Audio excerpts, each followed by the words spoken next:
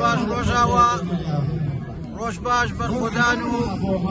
ڕۆژ باش کورد و کوردستان و گەلی کورد بەگشتی ئەویان وەک دەبینن ئەمڕۆ لێرە لە شاری تۆگۆری 31 ژانویە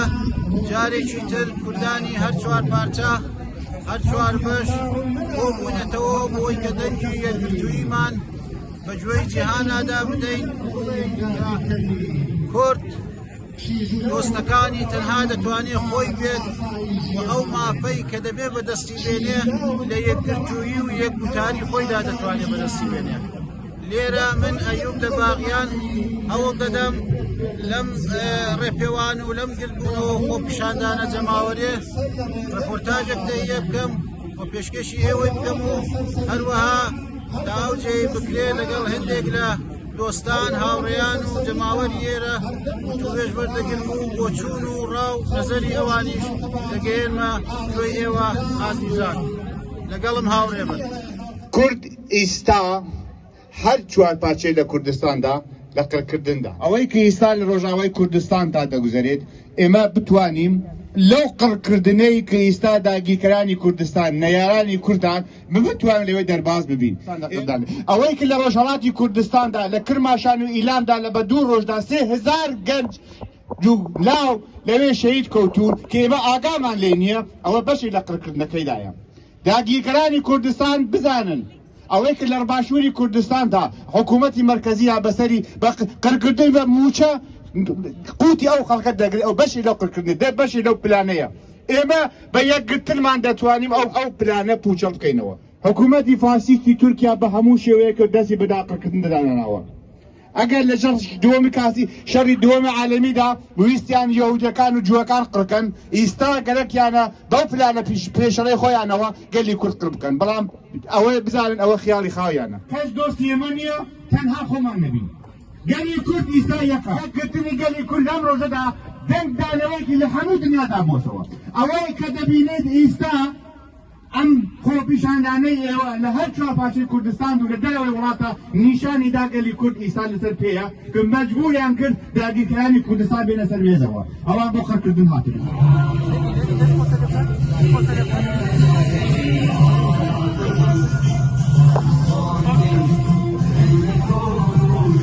خلصين غلبانة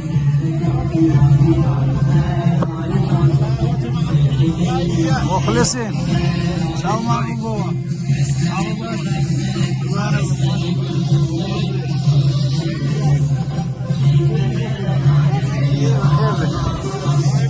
هاوري سوما هروها هاوري هنر بخير بن بوم اكسيون و ام دموستراخونا دەخوازم سپاس دەکەم دەخوازم پەیامتان وەربگرم سەرەتا هاورە سۆما فەرموو لە پێکە سڵاو لە هەموو بینەرانی کۆمەڵە تیڤیەکەم ئەمە ئەمڕۆ لێرە کۆبوونەتەوە تا دەنگی هەموو گەلی کورد بین کە هەمومان ئەزانین لەم ڕۆژانە هێرشێکی زۆر کراوەتە سەر ڕۆژاوای کوردستان و هەروە کوشتارێکی زۆر بووە لە ڕۆژهەڵاتی کوردستان و لە ئێرانە ئێمە هاتی لێرە دەنگی هاوڵاتیانی کورد بین دەنگی خەڵکی گەلی ئێران بین و لێرەوە دووپات دەکەینەوە ئێمەش لێرە لەگەڵ یانەی و دەنگای بۆ شۆڕشی ژن ژیان ئازادی بێشەنگ هاورە سۆمان ئەمە یەکەم جار نییە کورد دەکەوێتە بەر شاڵاوی قڕکردن و کوشتار و ئەوە و نیشان دراوە کە نە ئەمریکا و نە هیچ وڵاتێکی زلهێز لە ژێر ناوی مافی مرۆڤەوە هەرگیز دۆستی کورد نەبوونە و لە ڕاستیدا هەر لە کات و ساتی گونجاو بۆ خۆیان هەمیشە کوردیان بەکارهێناوە بۆ مەرامەکانیان ئەگەر کورد خۆی یەکگرتوو بێ وەک ئەمڕۆ کە دەیبینین دەتوانێت ببێ بە زامنی ئاسوودەیی و هەموو ئاشتی و هەموو ئەوەی کە پێویستە بۆ گەلێک بۆ گەلی کورد لەوە دەتوانێت بەرحاڵ کورد سەروەری خۆی بەدەست بێنێ نەک لە پشت بەستن بە بێگانە و بە ئەمریکا. هەروەکە ئێوەتان ئێمە ناتوانین پشت بەستین بە دەوڵەتای ئیمپریالیزم لە دنیا چونکە ئەوە هەمومان دەزانین وڵاتایەکی سەرمایەدارین و کاپیتالیزمن بەزگی لە مەنافعی خۆیانەکانەوە لەبەرەوەی ئێمە ئەبێت یەک بگرین و لەم چەند ڕۆژە هەمووی خەڵکی کوردستان بە یەک دەنگ هاتنە سەر شوقامەکان و ئەوەیان ڕاگەن کە ئێمە یەکی توین تا آخر هەناسە هەموومان پاڵاین بە پشتی یەکەوە و هەموومان بە یەک دەنگ و بە یەک شعار هاتنەتە سەر شوقامەکان و یەینە سەر شوقامەکان ئەڵێن گەلی کوردی یەکە و تا بۆ ئەو مافە شەڕەکەین. دەست خۆش هاوڕێ هونەر فەرموو. زۆر سپاس دەستخۆشی لێ یەکەم زۆر سپاس دیارم پێشتر سەم کرد بە سۆڵام دووپات یەکەمەوەی کە گەلی کوردیەکە و هەموو ئینسانێکی ئازادی خواست لە سەرم دنیاە ڕۆژێکەکەن بە ئاواتەکەی خۆیان و ئینسانێکی ئازادی خواست لە هەر جێگایەکی دنیابین پشتگیریەکەین لە هەموو گەلێکی چەوساوە فەرق ناکات کورد بێ هەر جێگایەکی دنیابێ وەکو من شخصەن پشتگیری یەکەم لە هەموو ئینسانێکی ئازادی خواست بۆ بژی کورد و بژی کوردستان و بژی هەموو ئینسانێکی ئازادی خواست. پێشم خۆشە ئەگەر بکرێ یەک سرودمان هەیە ئەزەکەم بۆ سروددا فەرموو تکە. ڕێی خەباتمان چەندە سەخت و دوور بێ با چواردە ئۆرمان گڵپەیاگر بێ ڕێی خەباتمان چەندە سەخت و دوور بێ با چواردە ئۆرمان گڵپەیاگر بێ لەم ڕێ پیرۆزە هەرگیز لا نادەی ئێمەین بۆ مردێنی ژامادەی لەم ڕێ پیرۆزە هەرگیز لا نادەی ئێمەین بۆ مردێنی ژامادەین. چاوتان باشەکەم زۆر سپاس زۆر سپاس زۆر سپاس. ڕێزمێ بۆ ژن ژیان ئازادی تیڤ بۆ ژن ژیان ئازادی. دەستان خۆش بێ.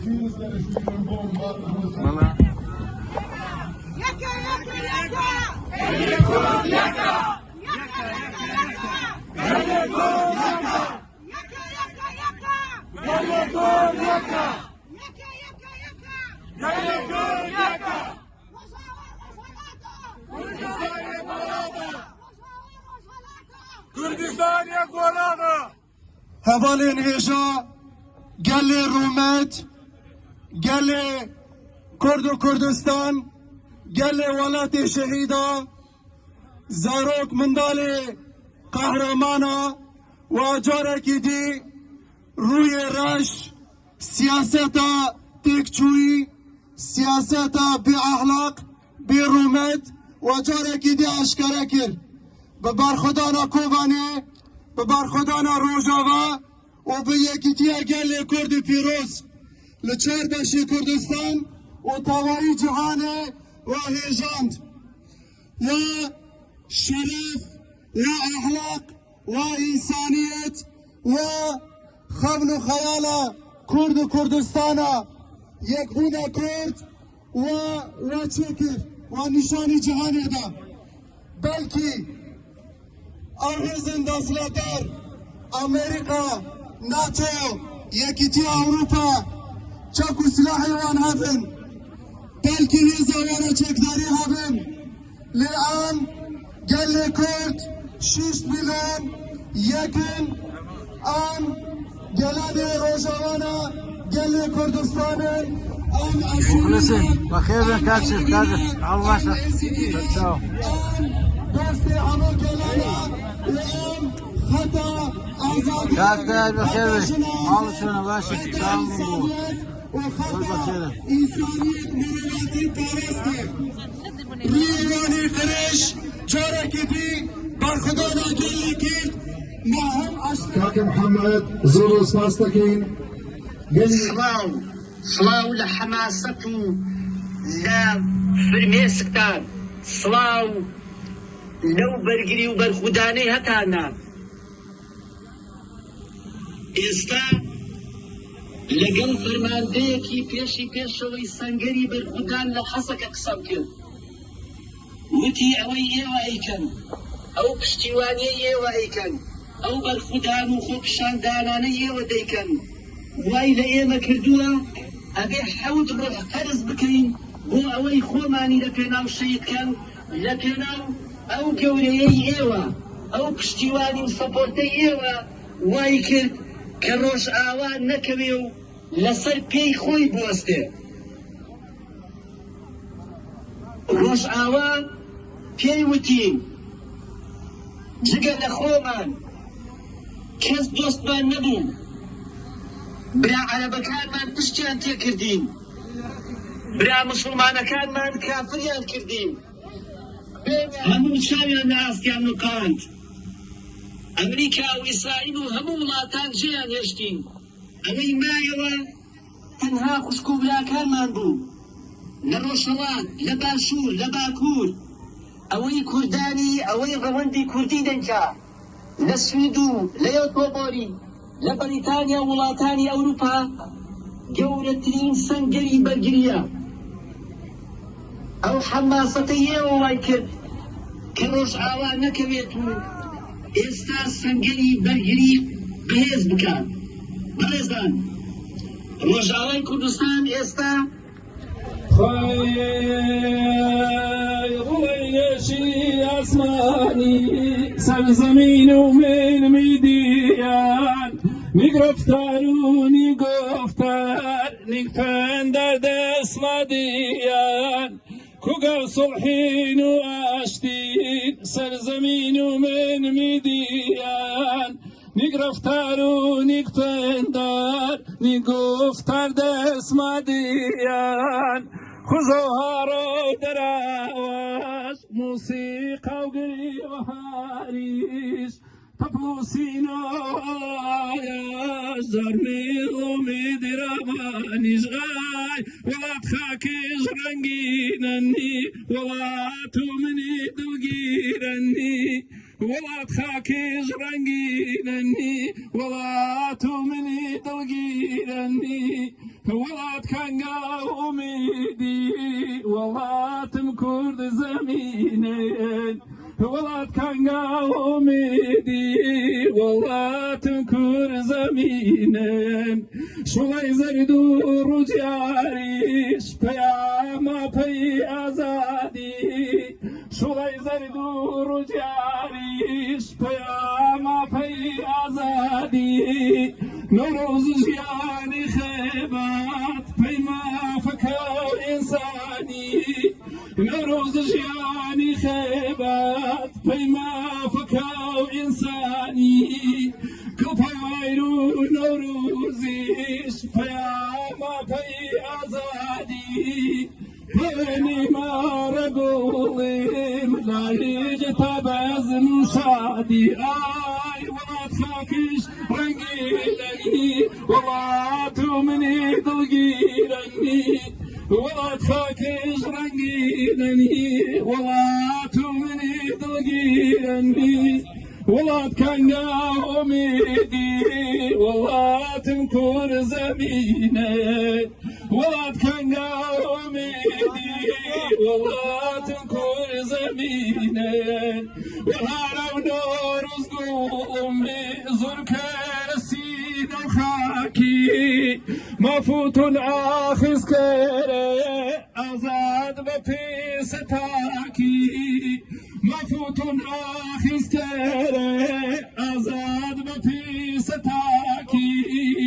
دوچيرو فصالا كريج مولا وقرالا كوغا صلحين واشتي أديخ موقرالا آي ولاد خاكي ئەوریان ئێستا هەواڵ هەوانمان لەگەڵا یەکێ لە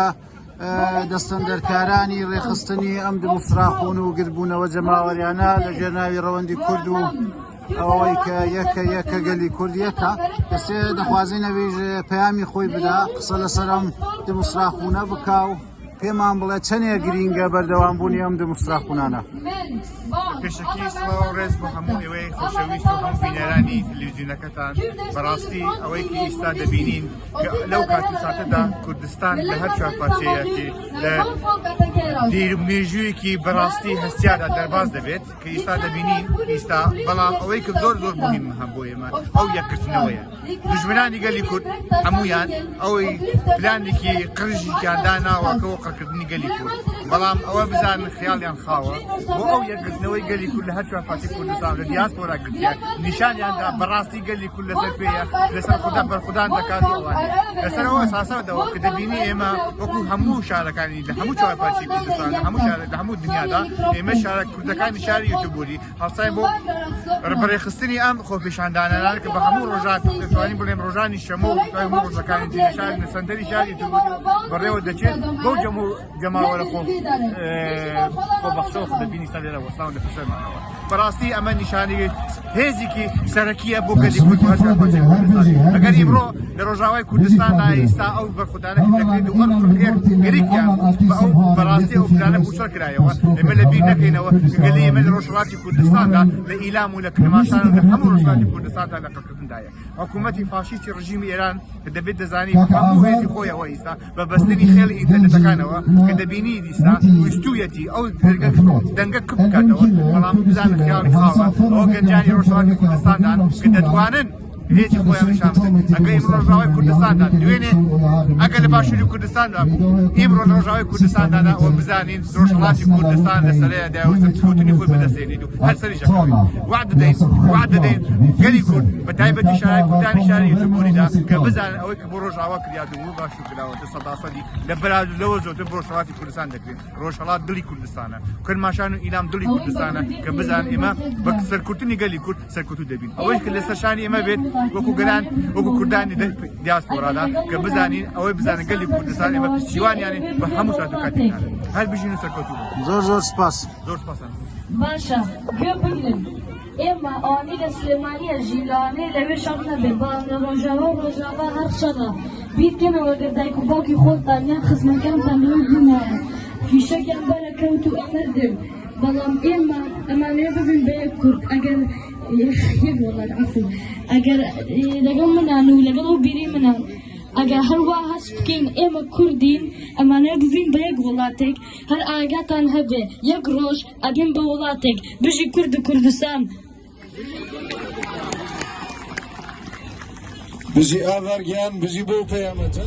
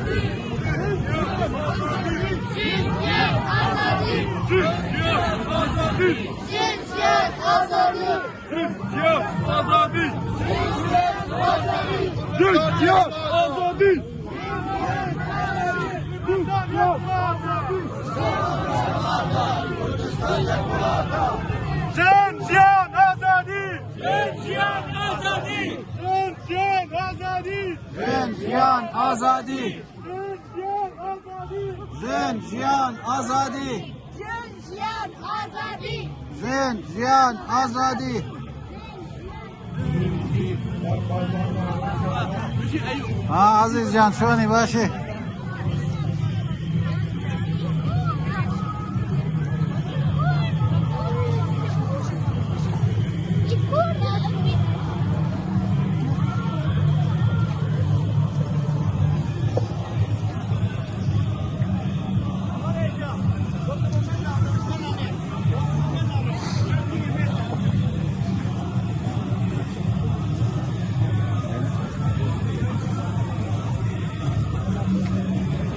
حاج ناصري عزيز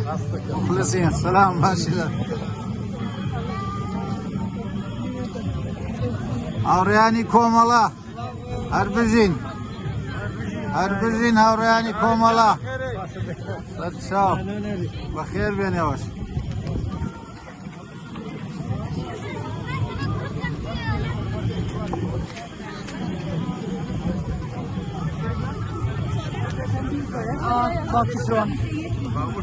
کاک تایری گۆب مخلصین یاڵا کاک سەلام بەخێر بێن خۆت و خانوو خۆلە چاوم بەخێر بێن سەرچاو هەواڵ باشێ بژیت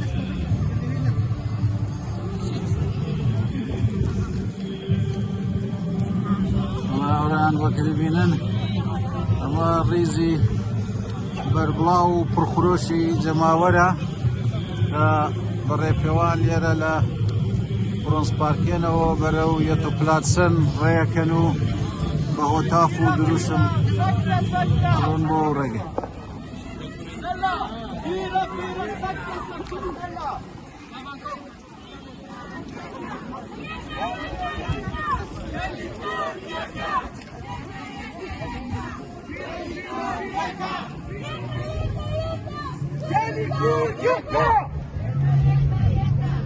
گەلی کورد یەکە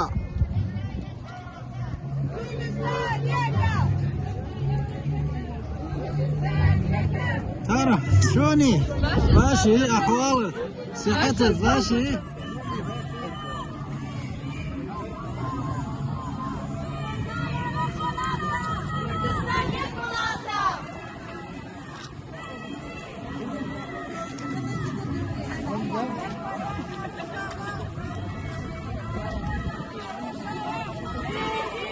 وەک دەبینن ئەم ڕێکەوانە بە بەشداری هاوڕێیانی کۆمەڵە و حیزبی کۆمۆنیستی ئێران حەوزەی یەکۆبوونی بە گەرم و گوڕی پێشوازی لێکراوە و بەشداری کارایان هەیە لەم ڕێکەوانە یەکگرتوانە جەماوەرێک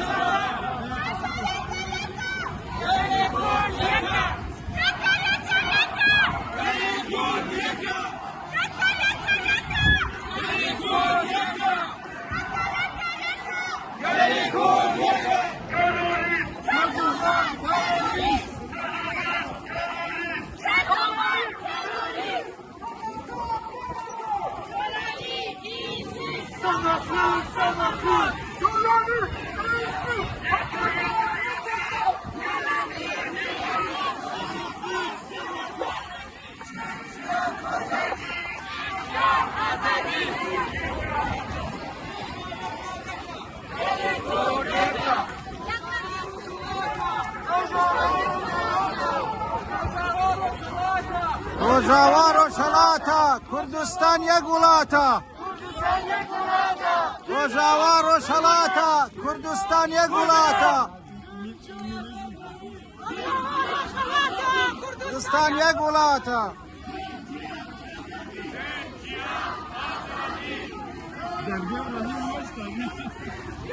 ژیان ئازادی ژن ژیان ئازادی ژن ژیان ئازادی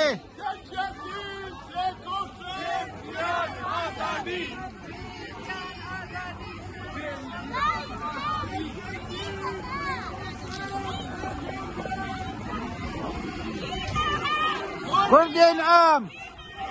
كردين عام كردين عام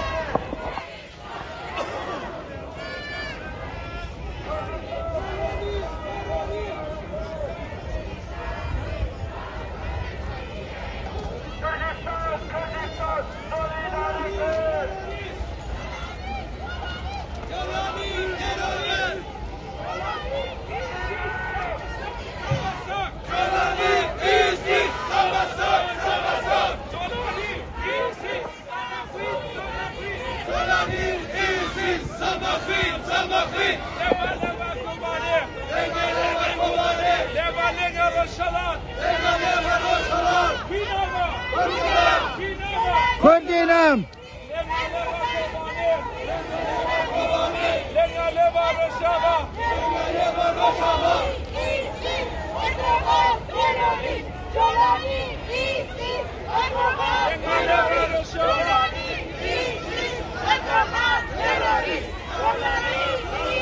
تعالوا جان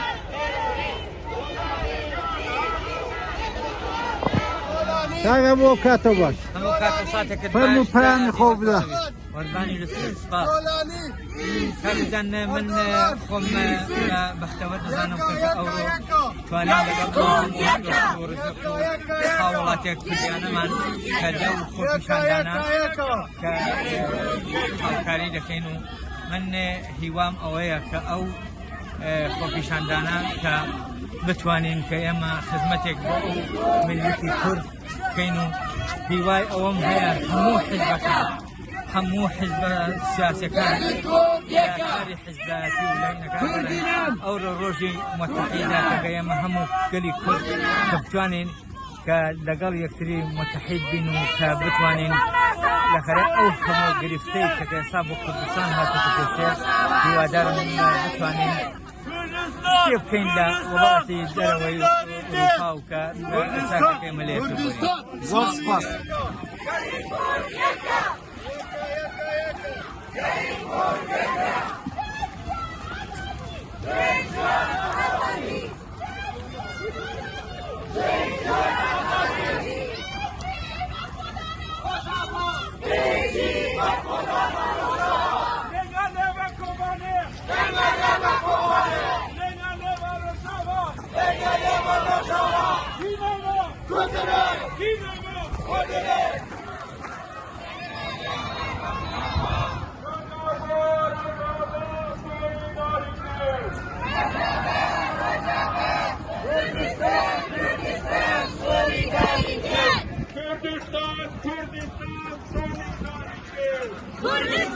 Kurdistan, solidarity!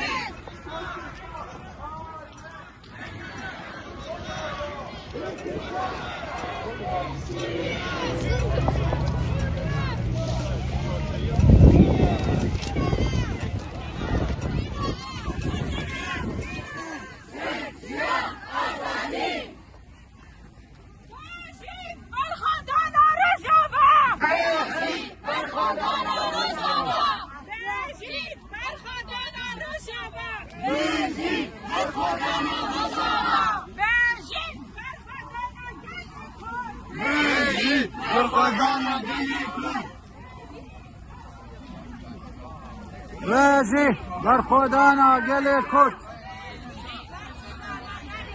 بيجي برخودانا قلي كوت بيجي برخودانا قلي كوت هل بيجيها سما صوت سما صوت خلو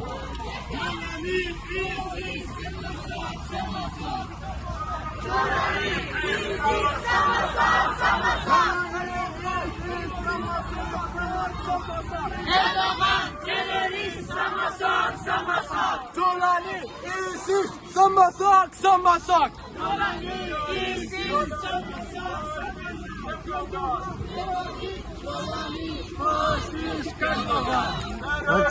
Golani, faşist Erdoğan!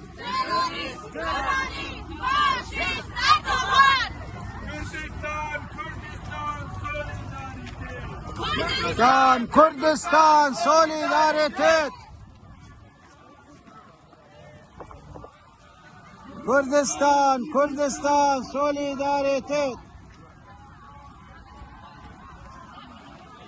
Kürdistan solidaritet.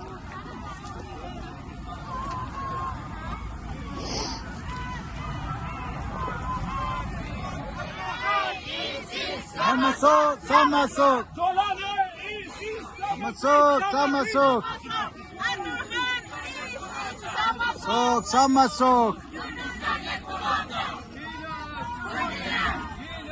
Kurdinam. Yeka.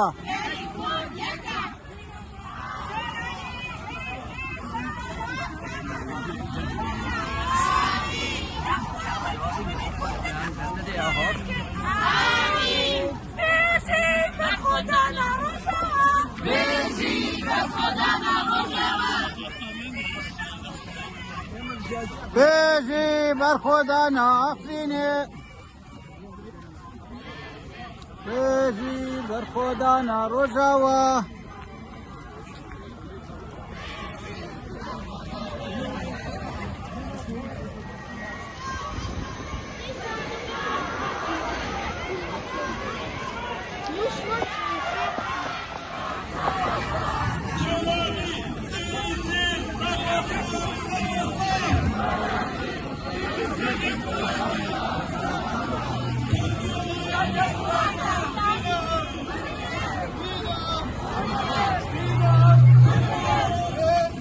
هاوڕێیان بینیتان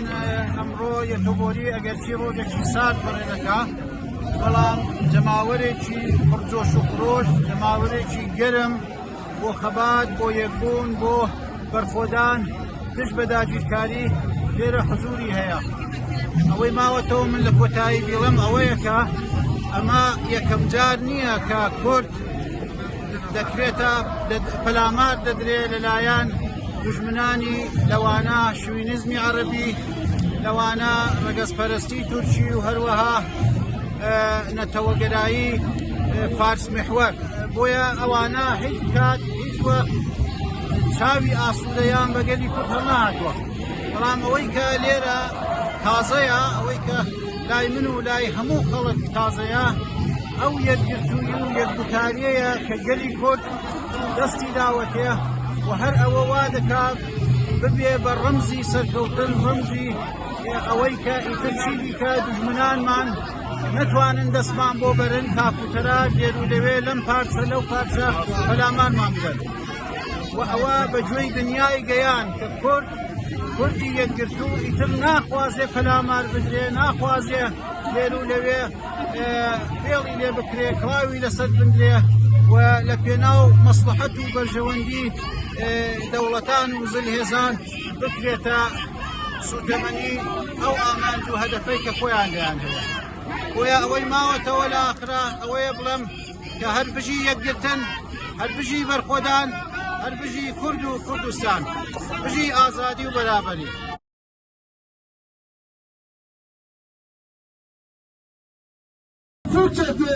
هاوڕان لێرە لە درێژەی ڕپۆرتاژ و ڕێپێوانەکە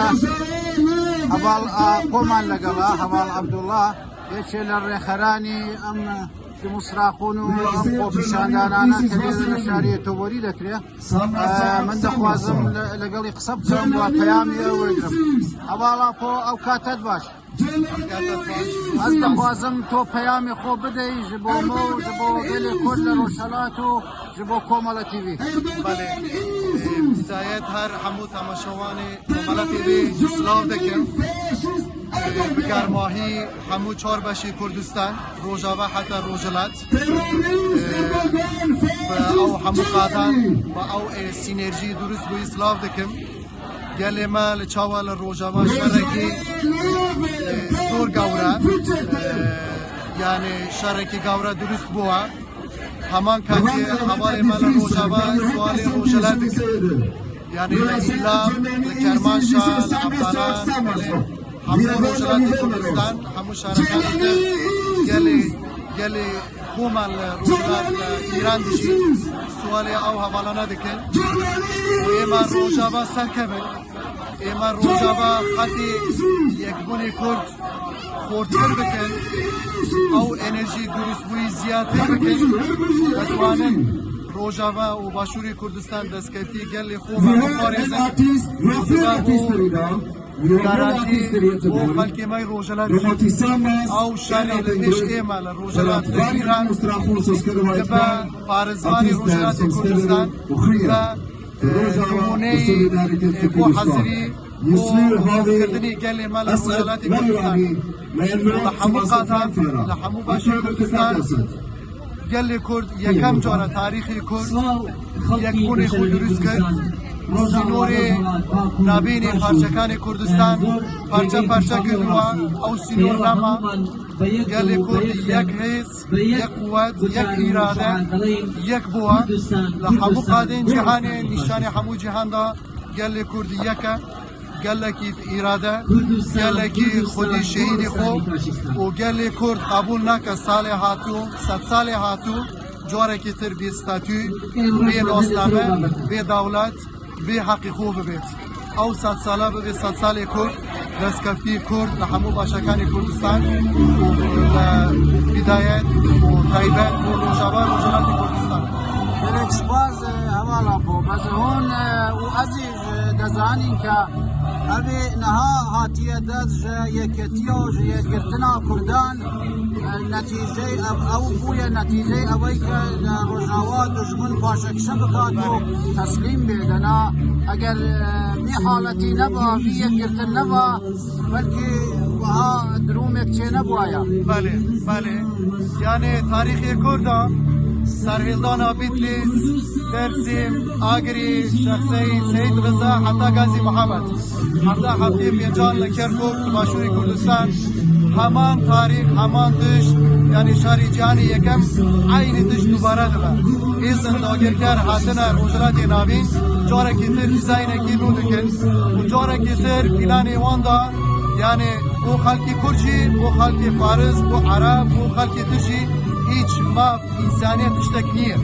Yani çava Afganistan, çava Şam, teslimi cihadist, selefi, ev grubi terörist yakan kırdına hamam filan bu Bağda, bu Tahran, bu hamu cihakani tere. Barava ev geçtini şoreşkeri, ev geçtin xorexistin kirdin la Rojava naba aynı tarihi Kürt dubara da bu. بس او تیگشتنی کرد او یکبونی کرد او خط تیک برد و نشان دا که جاره که تر او تاریخی یعنی تیکچوی دوباره نابید اواج با همو کرد کنو منه و گل کردی او حسی کرد یعنی دید یکبونی کرد پیوسته مجبوره جبو همو باشکان کردستان و اواج استا درست بو خمر خیال همو کرد بود بس او خیالا قوته که گوره درست بوا و همو باشکانی ترچی او گل ایدی فداکاره یعنی درست gelek spas hevala bo serkeftin ji bo gelek Kurda serkefti gelek Kurda spas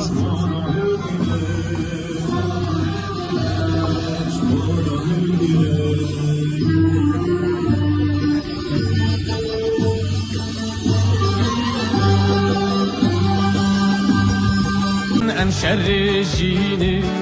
ام بگابین پیتر پیش بادشن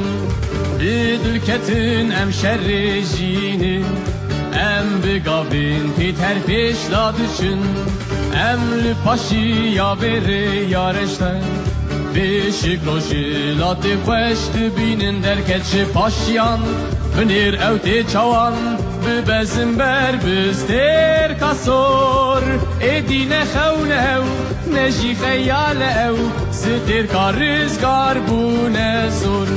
دیام بس رفی کار کرانه ولاتی مجی همو جیهانه دیام بس رفی کار کرانه ولاتی مجی همو جیهانه امی بکن شر دوری پاشین لسرمه آلامه لنینیزم بلندکن آلامه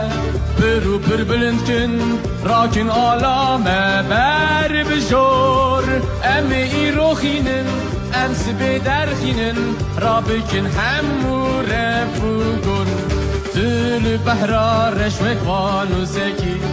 ام برونی یاوی پیش بادشن تل بحرا رشوک وانو سکی ام برونی یاوی پیش بادشن ام لپاشی یاوی ری یارشتان بندار و جلاتی خوشت بینن کارستانان من لزویان من امن جینی چه دکن زمان یکش بومه دین یکشی بومه وک دایی کوبا وک هاتن زمان یکش بومه دین یکشی بومه وکشتایی کوبا وک هاتن زمان یکش بومه دین یکشی بومه وکشتایی کوبا وک هاتن زمان یکش بومه دین یکشی بومه